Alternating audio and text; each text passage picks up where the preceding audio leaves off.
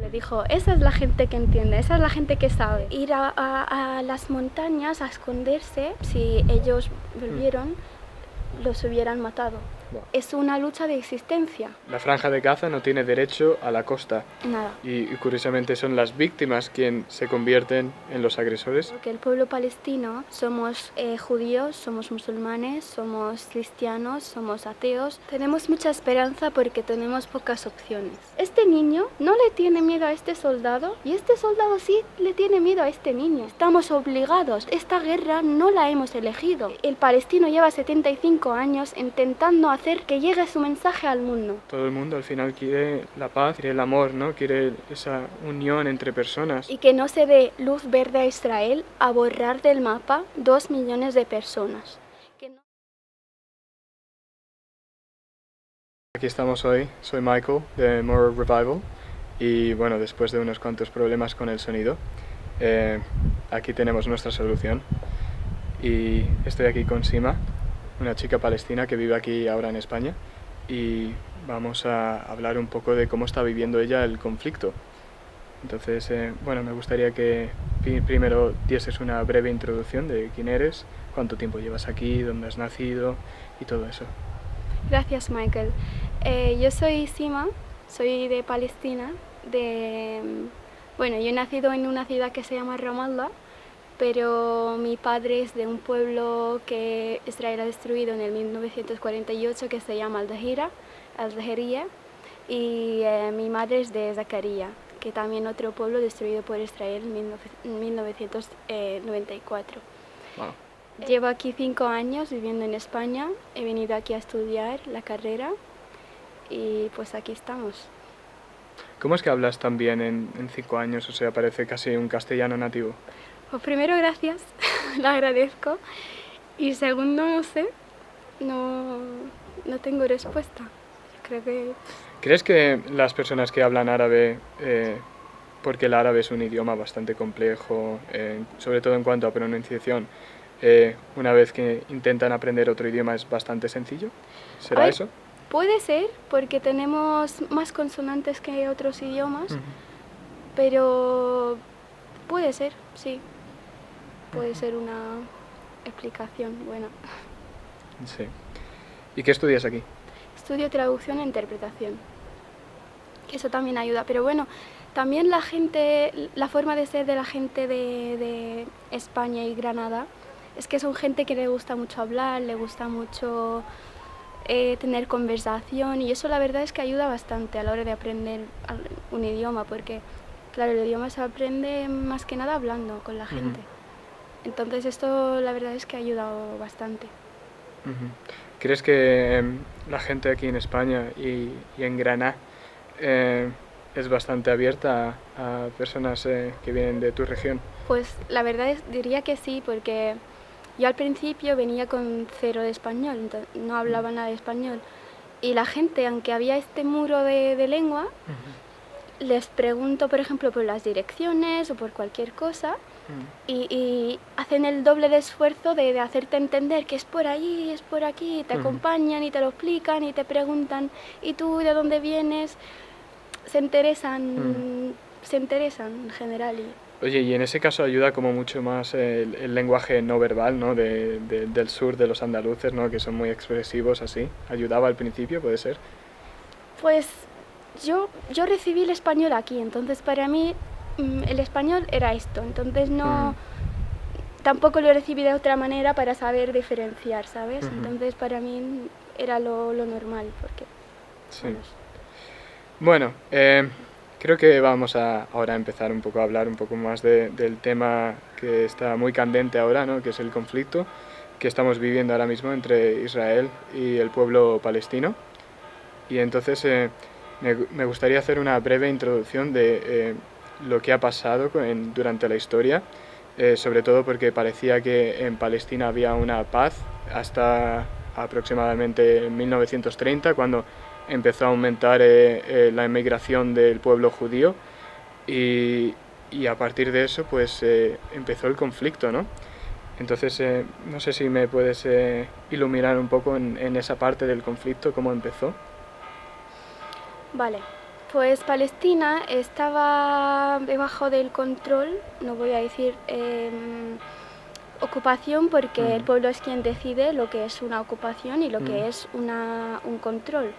Entonces estaba bajo el control otomano. Y como todos sabemos, el Imperio Otomano entró en la guerra, perdió, y como consecuencia pues tuvimos una ocupación británica, ¿no? británica, pero que no era una ocupación como la de Israel, o sea, era una ocupación Sí. de mandatura. Los control. llamaban protectorados, ¿no? O algo así. Yo lo llamaría más ocupación porque no encuentro la palabra exacta en español, pero en árabe sería entidad británica. Bueno, yo te digo que los británicos lo llamaban un protectorado. Claro, que es como yo no que lo- ellos son como como una matriz, ¿no? Que envuelve a estos países que necesitan como ayuda del gran imperio colonial británico. Y entonces por eso decían protectorado, que pasaba también en India y pasó con el protectorado de Siria también y de otros, de Irak. Y así lo llamaban, ¿no? Era como una manera bonita de llamar colonialismo, ocupación y todo eso. Pues como consecuencia de este Protectorado. en la India, por ejemplo, había 12 millones de personas muertas. Entonces no sé si Ya. proteger es la palabra adecuada para Por supuesto, sí. explicar lo que era la mandatura británica. Ya. Entonces, y luego, claro, empezaron a emigrar los judíos de todas las partes del mundo a Palestina. Y estas son cosas que no he leído en libros ni me han enseñado en el colegio, son cosas que me ha dicho mi abuela, o sea, son cosas que han ido de boca a boca, ¿sabes? De una persona que ha vivido la Nakba, de una persona que lo ha vivido, que me lo ha contado. ¿Puedes traducir el concepto de Nakba? Claro, la Nakba es literalmente la catástrofe. Y es el pueblo palestino, llamamos a la Nakba de esta manera porque realmente ha sido la catástrofe del pueblo palestino. Porque el pueblo palestino estaba viviendo en paz, estaban viviendo bien dentro de lo que cabe, eran gente campesina, vivían mucho en paz. Y de repente, pues, de una noche a la mañana se convirtieron en refugiados. Entonces, para un palestino, ese día era la Nakba, era la catástrofe, de que yo estoy viviendo en paz con mi familia, pensando en cosas diarias, como cualquier persona, vamos, que vive en paz. Y así, algo que no te lo esperas, ¿sabes? La catástrofe es algo que no te esperas que va a pasar y pasa. Entonces así llamamos los palestinos a lo que pasó en el 1948. Claro, empezaron los judíos a llegar de todos los lados de Europa. Quiero dejar claro que antes de la Nakba había el porcentaje de los judíos en Palestina era el 8% de la población. Y luego este número ha ido creciendo, creciendo hasta el día de la Nakba. Y claro, con las ayudas de Gran Bretaña en aquel momento, con la promesa de Balfour. La promesa de Balfour es dar una tierra sin gente a gente sin tierra, pero claro, tierra sin gente, yo que... No existió, o sea, si te quieres ir al Sahara, pues allí sí que no hay mucha gente y bueno, ahí se podría crear un buen estado, ¿no? El problema es la propia infraestructura. Tuvieron que elegir una tierra bastante bonita, ¿no? Y fértil, ¿no? ¿Le gustaba? Claro, tenían para elegir entre Argentina y otros países y al final decidieron Palestina. Pero bueno, también hay que decir que evidentemente Jerusalén es una ciudad sagrada, ¿no? Para las tres grandes religiones de la zona, del cristianismo, judaísmo y el islam. Entonces sí que en parte se puede entender por qué el pueblo judío quería volver a esa zona, ¿no? Porque está ahí el muro de las lamentaciones y es un sitio sagrado para ellos. también hay que entender que dentro de eso es un sitio sagrado para las 3 religiones. Entonces hay que proteger, ¿no? La libertad de religión, de la práctica de cualquier religión, y parece que el objetivo ahora mismo es reconquistar Jerusalén por parte de los judíos. O bueno, no, nunca ha habido una reconquista, o sea, no ha habido una conquista previa, porque antes digamos que había como una armonía, ¿no? entre pueblos. Claro, yo voy a parar con la palabra que has usado para describir la ocupación israelí, la Nakba. Has usado la palabra volver. Y yo, pues, no estoy nada de acuerdo con esta palabra, porque tú, el simple hecho de mirar a los israelíes, al pueblo israelí, verás a un rubio, un negro, verás a gente muy variada. Entonces esa gente, como que esta gente tan variada ha venido del mismo lugar, no se parecen, no es un... Sí, lo entiendo perfectamente. Yo lo digo a nivel como histórico y religioso, ¿no? Que claro, el pueblo judío retorna a la Tierra Santa, ¿no?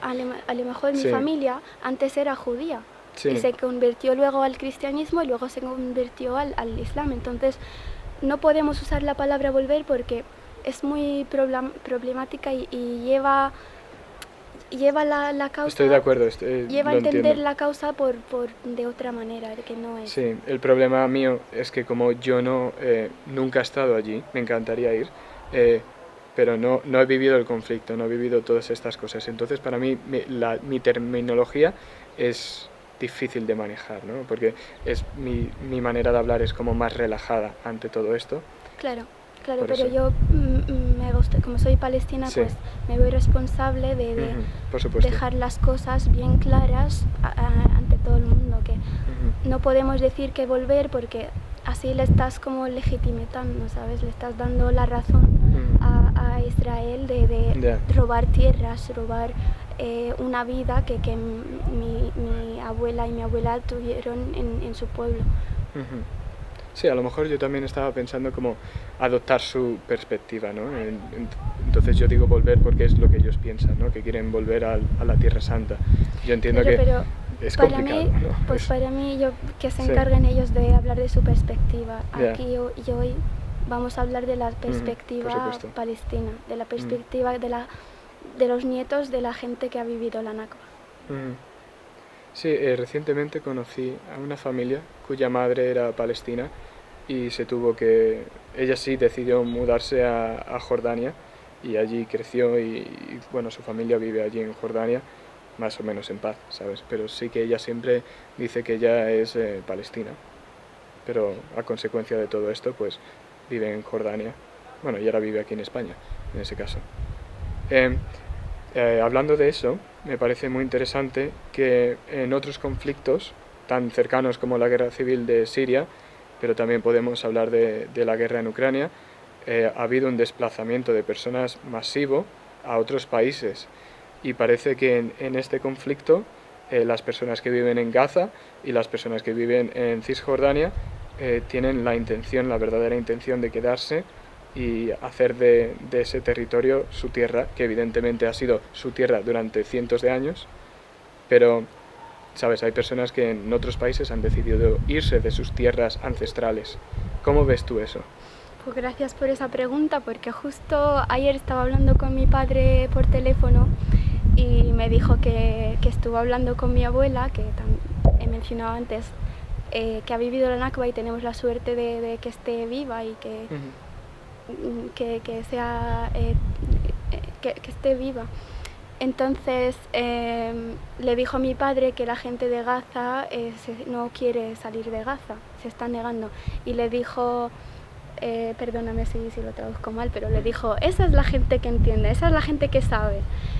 Entonces el ser humano es inteligente, aunque sorprende, pero es inteligente. O sea, si tú te metes tu mano en el fuego una vez y te quemas, no volverías a cometer el mismo error. Entonces el error que cometieron, no sé si llamarlo error o no, pero por llamarlo de alguna manera, lo que hicieron lo que algunos palestinos hicieron en la Nakba era en algunos pueblos es huir porque han escuchado de masacres que, que han pasado en otros pueblos cercanos. Entonces, en el caso de mi abuela, porque evidentemente yo estoy viva, entonces mi abuela ha conseguido sobrevivir. Entonces mi abuela escuchó que en el pueblo de al lado había una masacre y que los judíos en aquel momento se usaba este término porque todavía no se sabía que esta gente viene con un pensamiento de ocupar a esta tierra y con el sionismo, que ahora mismo no está bien decir la palabra judíos llamarlos de esta manera porque no es justo para el pueblo judío. Esa gente es sionista. Claro. Mi abuela, que escuchó que había una masacre en un pueblo de al lado,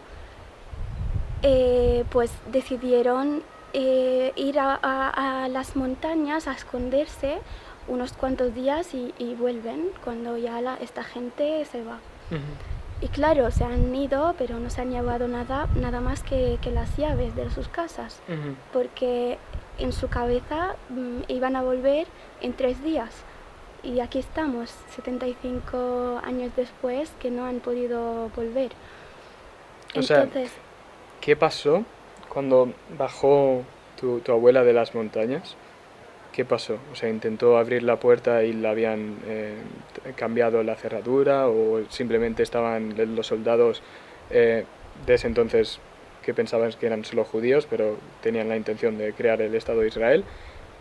Estaban ahí, o sea, ¿qué era la situación para ella no poder volver? Pues estos pueblos ya estaban en control de los israelíes en este momento. O sea, no había manera de volver a su pueblo porque su pueblo estaba ya controlado por Israel. Entonces, si ellos volvieron, los hubieran matado. Wow. Vale, ¿y a dónde fueron después entonces? Pues en mi caso, mi familia se refugió a Cisjordania, a un pueblo al lado, cerca de Ramallah, se llama Nailin. Y en otros casos hay gente que se refugió fuera, a Jordania, a Líbano, a Egipto, a los países árabes cercanos. Vale, volviendo al tema de por qué la gente del pueblo palestino no ha decidido irse masivamente, ¿no?, de las tierras como Gaza o Cisjordania.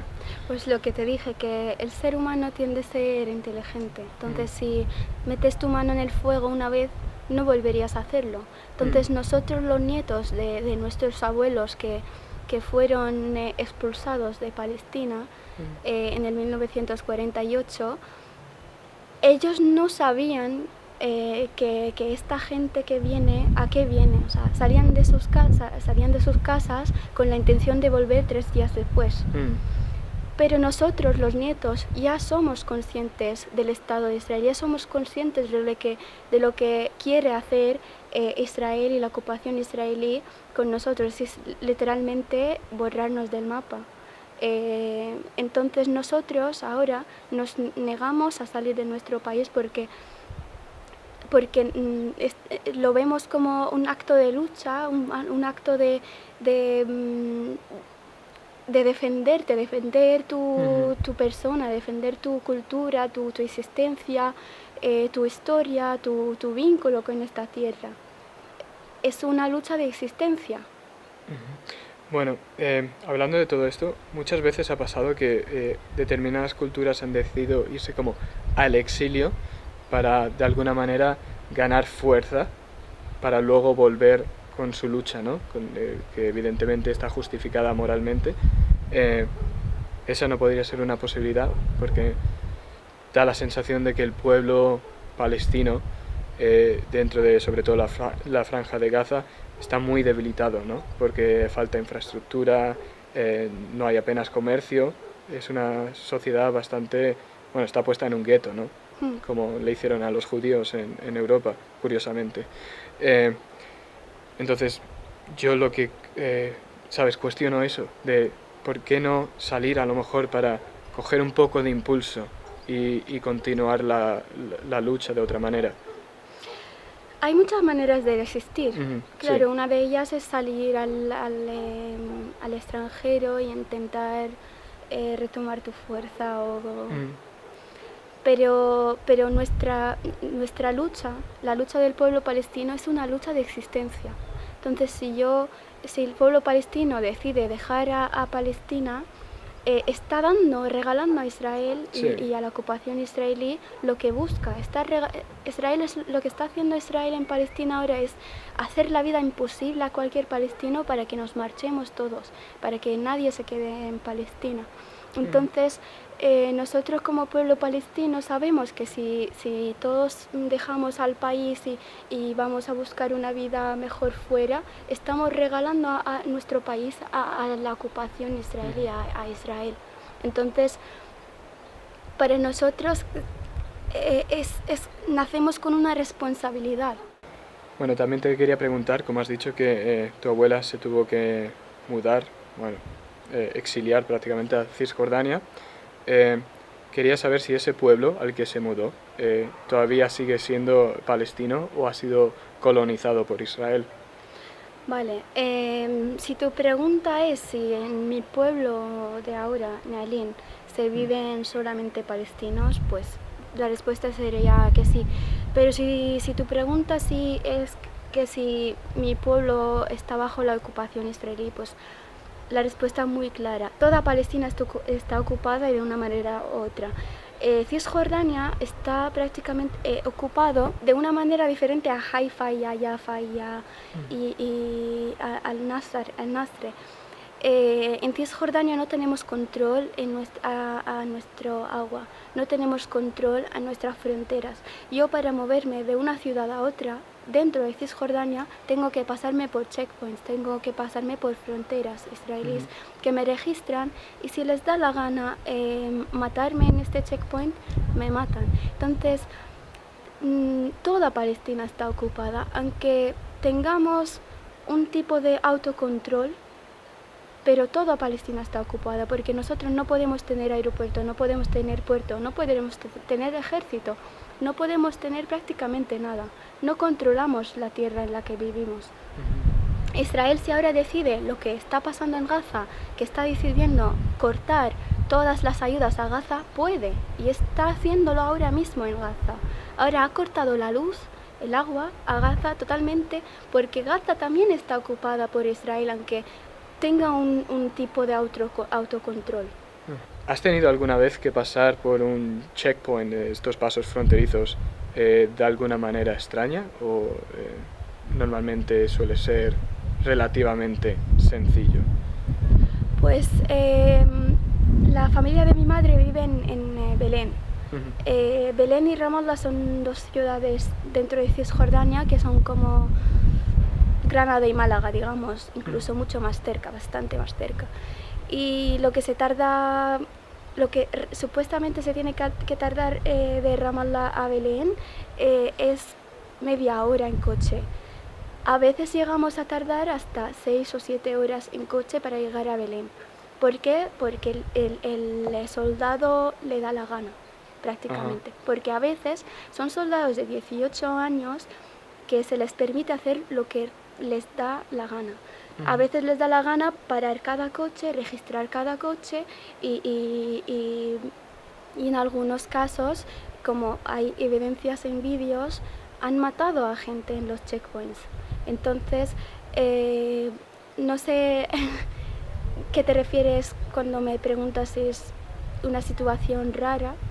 Hay gente que se tiene que esconder en sitios extraños de algún vehículo, de un camión o algo así, porque no puede pasar un paso fronterizo y se tiene que esconder. No es como es diferente, no es una frontera entre país y país. Sí, es una frontera dentro de un país. Entonces el registro no suele ser, tú puedes moverte realmente, legalmente puedes moverte como palestino dentro de Cisjordania, pero entonces no hay por qué esconder, ¿me entiendes? O sea, no tienes por qué esconderte porque legalmente tú puedes moverte allí. Lo que no está legal es la frontera israelí que está dentro de Cisjordania, que te está controlando el paso de una ciudad a otra dentro de Cisjordania. Entonces no hay de qué esconder, ¿me entiendes? Ya. ¿Y es el mismo caso en Gaza o es distinto? En Gaza es distinto. En Gaza es una franja, es la franja de Gaza. Israel tenía planeado hacer lo mismo en Gaza que en Cisjordania, pero en el 2015, si no me equivoco, salió Israel de Gaza. Y desde entonces Israel no puede entrar dentro de Gaza porque está bajo el control de la mandatura de Hamas, Gaza. Entonces está cerrado, están controlando casi todas las fronteras menos la de Rafah, que es una frontera entre Gaza y Egipto. Pero claro, Israel de maneras ocultas, de maneras no directas, digamos, controla también la frontera de Rafah. Pero no es el mismo caso porque la gente dentro de Gaza se puede mover libremente, no hay checkpoints, no hay fronteras, no hay existencia de israelíes dentro de Gaza. Ok, a nivel geográfico, Gaza en principio está en la costa, pero por lo que yo tengo entendido, la costa está controlada por Israel. Claro. O sea, la franja de Gaza no tiene derecho a la costa. Nada. Si tú vas a pescar en Gaza, te estás jugando la vida. Okay. Porque si te pasas un centímetro que no debes pasar, puedes perder tu vida, como bien ha pasado muchas veces en Gaza. Entonces, claro, Israel está controlando todas las fronteras de Gaza de maneras distintas. En Rafah, como he dicho, de maneras indirectas y claro, la frontera con Israel pues la controla de manera directa y lo que viene a ser el mar pues también. Entonces estamos hablando que la franja de Gaza es prácticamente un gueto, ¿no? De la Segunda Guerra Mundial. Es un gran gueto, ¿no? En el cual hay 2 millones de personas, lo cual pues me parece una bestialidad, ¿no? La densidad de población de Gaza es una de las más altas del mundo. Y me parece muy interesante, ¿no? Que la historia se repita en este caso, porque y curiosamente son las víctimas quien se convierten en los agresores en este caso, porque tenemos a los judíos que estuvieron metidos en guetos en la Segunda Guerra Mundial, luego fueron transportados a los campos de concentración y fueron asesinados allí. Y parece que bueno, el pueblo occidental y el pueblo judío no ha aprendido de esa lección, ¿no? Porque están repitiendo la historia en este caso, ¿no? ¿Cómo te sientes tú al sentir esto, ¿no? Que no han aprendido la lección, ¿no? Que ellos han sido las víctimas, pero ahora son los agresores. Vale, yo no puedo aquí hacer acusaciones a todo el pueblo judío de que el pueblo judío no ha aprendido su lección. No puedo, porque sería injusto al pueblo judío. Pero sí que los sionistas, que también algunos de ellos han sufrido el Holocaust, estos sí que evidentemente no han aprendido nada, parece. Lo único que han aprendido es que ahora vamos a ejercer lo mismo que hemos sufrido a los palestinos. Sí, por supuesto, hay que hacer esta apreciación de que es el sionismo quien está detrás de este movimiento de ocupación del Estado de Palestina. Y curiosamente, dentro del judaísmo hay algunas ramas, como los Neturei Karta, que viven por todo el mundo, pero hay una gran población dentro de lo que es actualmente Israel, y ellos están muy en contra del Estado de Israel, porque el Mesías no ha aparecido, según ellos. No hay Mesías. Y según la Torá y la religión judía, el pueblo judío debe pasear sin país, debe vivir nómada, sin país, en esta tierra, hasta que venga ese Mesías. Por ello están en contra. Y hay manifestaciones por todo el mundo en los cuales muchas veces se ve a esta facción judía junto al pueblo palestino manifestándose en contra de los sionistas. y me parece algo muy, muy interesante. Claro, hay que dejar claro que el pueblo palestino somos judíos, somos musulmanes, somos cristianos, somos ateos, somos un pueblo variado como cualquier pueblo del mundo. Cuando se habla de Palestina no se tiene que hablar de los musulmanes porque es un pueblo íntegro que está sufriendo lo mismo. Y claro, los judíos vivían en Palestina también de hace miles de años y siguen viviendo en Palestina como palestinos. En Nablus, una ciudad de Cisjordania, ahora mismo está viviendo los Samara en las montañas de Nablus, que son palestinos que bailan dampke, que comen makluba, que comen falafel, que son palestinos que hablan árabe, que tienen cultura palestina y viven en armonía con los musulmanes, con los cristianos. Entonces, o sea, son palestinos, pero son de origen judío. Claro, son judíos palestinos. Ajá. Entonces, cuando se habla de lo que está pasando en Palestina, se habla de una ocupación sionista a un pueblo, el pueblo palestino. ¿Por qué crees que hay tanta esperanza en el pueblo palestino para seguir en este conflicto? Tenemos mucha esperanza porque tenemos pocas opciones. Para el pueblo palestino, la única opción es la liberación de Palestina y terminar con la ocupación israelí. Esta es la única opción que tiene cada individuo palestino. Entonces, cuando no tienes opciones, te centras en esta opción y es la única que ves. Entonces, no es una esperanza, es más una fe. Sabemos que un día vamos a liberar a Palestina. Sabemos y hemos aprendido mucho de la historia. En la historia ninguna injusticia ha durado, dura lo que dura, pero al final se termina. Entonces, nosotros los palestinos pensamos que un día va a llegar y llegará el día en la que vemos a Palestina libre del río hasta el mar.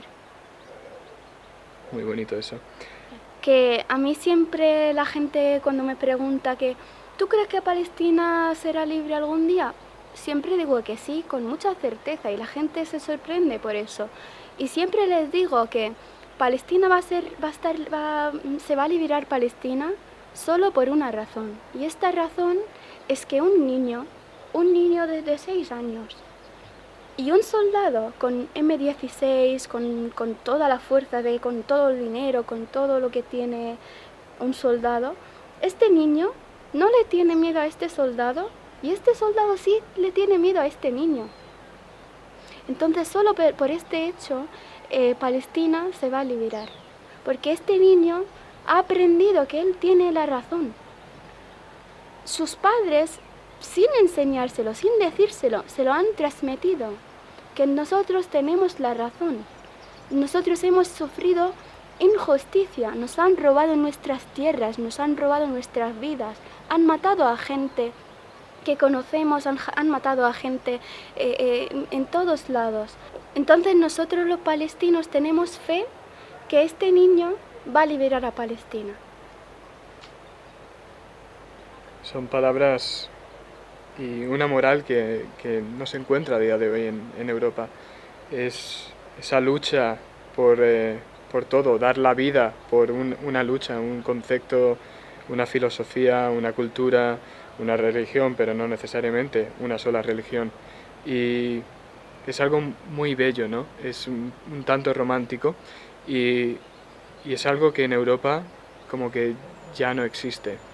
Y me parece muy muy interesante esta perspectiva y me parece un tanto preocupante que en Europa no se luche por las culturas, por la moral, sino que nos hemos convertido un poco en una sociedad bastante sumisa, que es fácil de controlar, que no se queja, y creo que la verdad es que tenemos mucho que aprender de determinados pueblos, sobre todo del pueblo palestino en este caso, de que no debemos asumir todo lo que nos dicen y creernos todo lo que nos dicen y hacer exactamente lo que nos dicen.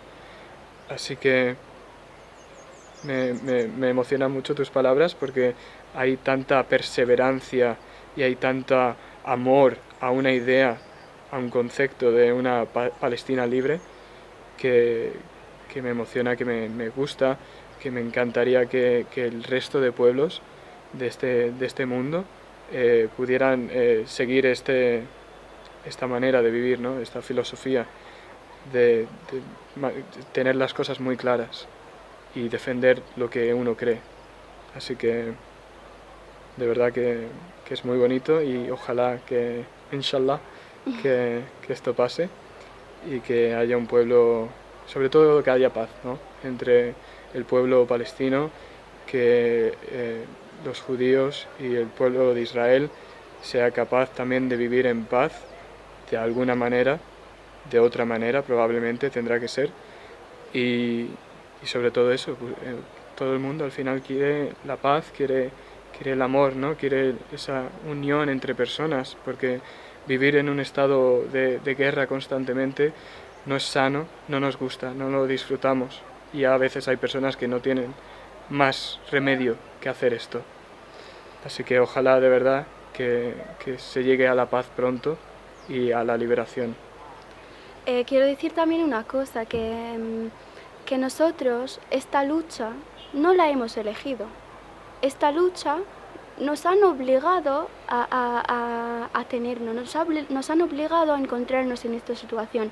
El palestino lucha porque tiene que luchar, no porque nos hemos despertado y hoy me apetece luchar, no. Es porque hay un ocupante oprimidor que me ha robado mi tierra, que me ha dejado sin nada, que quiere robarme mi tierra, mi falafel, mi hummus, mi cultura, mi todo.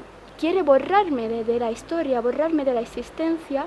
Entonces yo me veo obligada a luchar para liberar a mi país. Y quiero que la gente entienda eso, que nosotros estamos obligados. Esta guerra no la hemos elegido. Nosotros queremos paz, no ellos. Nosotros llevamos más que 20 años intentando hablar, negociar, pedirle al mundo por favor, que esta gente nos ha robado nuestra tierra, por favor, ayudarnos, y nadie nos hace caso. Y ahora estamos tú y yo aquí, ¿por qué? Porque por primera vez están ellos también perdiendo. Por primera vez Israel está perdiendo, por primera vez. Por eso ahora todo el mundo se ha interesado por hablar de la causa, por entender qué es lo que está pasando, pero oposicionándose con el lado oprimidor. Llevamos 75 años hablando, llamando y gritando. El palestino lleva 75 años intentando hacer que llegue su mensaje al mundo, y su mensaje no ha llegado. Y hoy estamos tú y yo aquí hablando porque Israel sí ha conseguido que su mensaje llegue al mundo. ¿Y cuál es su mensaje?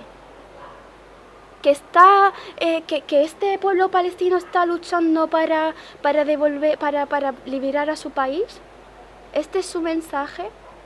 ¿Por qué está todo el mundo ahora mismo teniendo mucha empatía ahora de repente y teniendo mucha humanidad y por favor, paz y amor? No lo entiendo. No entiendo ahora por qué todo el mundo se ha despertado de repente para oposicionarse con el oprimidor. Lo que está pasando ahora mismo, lo que estáis escuchando en las noticias que está pasando ahora mismo en Israel, esto lleva pasando en Palestina 75 años y nadie ha dicho nada. Sí, parece que solo se habla de este conflicto cuando hay víctimas israelitas, y sí, porque parece ser que el soldado o cualquier individuo israelita es mucho más valioso, ¿no? Que llevamos décadas y décadas de palestinos muriendo, y bueno, a lo mejor si son 100, 200, a lo mejor se llega a las noticias, ¿no? Pero si es un israelita, la cosa cambia y llega a todo el mundo. Creo que no es justo, ¿no? Que determinadas personas tengan más derecho a comunicarse con el resto del mundo, tienen mucho más poder de influenciación. Así que es algo que de verdad tiene que cambiar, ¿no? Que todas las vidas son iguales aquí en este planeta, y no es el caso. O sea, podemos pensar que es así, ¿no? Que todas las vidas son iguales, que no elegimos sobre todo dónde nacemos, pero no, luego en la práctica no es así. Una persona de un color puede tener más poder, o de una religión, o por su dinero que tiene en la billetera, ¿no? En la cartera. Así que es algo que tenemos que cambiar, ¿no? Es, por supuesto, algo que tiene que evolucionar, o tenemos que revolucionar para que esto cambie. Y esto, sobre todo, tiene que cambiar ya donde más se sufre, ¿no? Que es en este conflicto. Creo que hemos tenido aquí una entrevista muy valiosa para todas las personas que quieran escuchar y ver esta entrevista, y de verdad que estoy muy agradecido de que hayamos podido darte voz y que tú hayas accedido a esta entrevista. Te lo agradezco de corazón. Muchísimas gracias. Pues yo te agradezco de darme voz y de dar voz a mi pueblo. Pues al final quiero decir que el pueblo palestino no buscamos empatía, no buscamos que la gente nos ayude, lo único que buscamos es que se cumpla la ley internacional y que no se dé luz verde a Israel a borrar del mapa 2 millones de personas, que no se dé luz verde a Israel a hacer una masacre que está haciendo ahora mismo. Eso es lo único que pedimos como pueblo palestino. Pues esperemos que se cumpla. Inshallah. Inshallah.